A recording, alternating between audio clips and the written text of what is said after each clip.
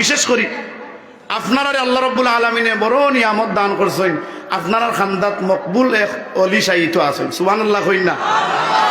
এই অলিরে তো আপনারা সবে চিনেন। আমি ছোট ছিলাম, ওয়াজ শুনতাম, প্রত্যেকটা ওয়াজও নবীর শান সম্পর্কে আলোচনা করতাম। আল্লামা রাঘবপুরী সাহেব, আল্লামা।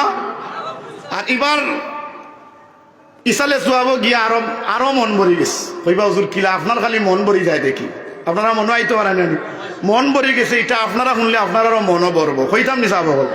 না না মাথুই না কেন, কইতাম নি। মনটা পড়ছে ও কারণে ইসালে সোয়াব মাহফিল যখন মদিনাতুল মুনাওয়ারাতনে মেহমান বিন্দু সকল আইসেন, আল্লাহর নবীর বংশধর সকল আইসেন, তারা আলোচনা করছেন। খুব খেয়াল করে আলোচনা শুনলাম। আলোচনা শেষ হওয়ার পরে আমাদের গুফরান ভাই, শেষ হওয়ার পরে না আগে গুফরান ভাই, উপজেলা ভিত্তিক শ্রেষ্ঠ মাদ্রাসা হয়েছে দক্ষিণ সুরমা উপজেলায় সালেহ আহমদ মহসিন উদ্দিন হিফজুল কোরআন মাদ্রাসা।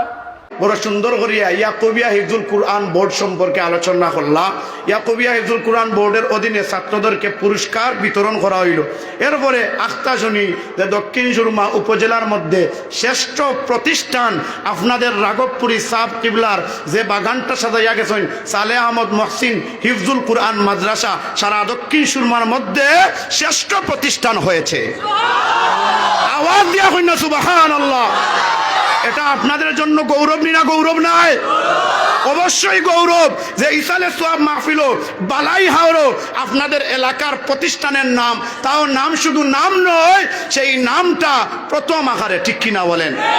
সেই জন্য আমি সাধুবাদ জানাই, আমি ধন্যবাদ জানাই এই সালেহ আহমদ মহসিন হিফজুল কোরআন মাদ্রাসার সম্মানিত প্রতিষ্ঠাতা আমার রাঘবপুরী সাহেবজাদারে ধন্যবাদ জানাই। এই মাদ্রাসার সম্মানিত শিক্ষকবৃন্দ, তারা অটল পরিশ্রম করার কারণে আপনার মাদ্রাসার সম্মান আল্লাহ রাব্বুল আলামিনে বাড়াইয়া দিছেন। সেই জন্য এই মাদ্রাসার ছাত্র শিক্ষকদের জন্য দোয়া করার প্রয়োজন আছেনি না নাই? জুড়ে কন্যা আছেনি না নাই? আছে।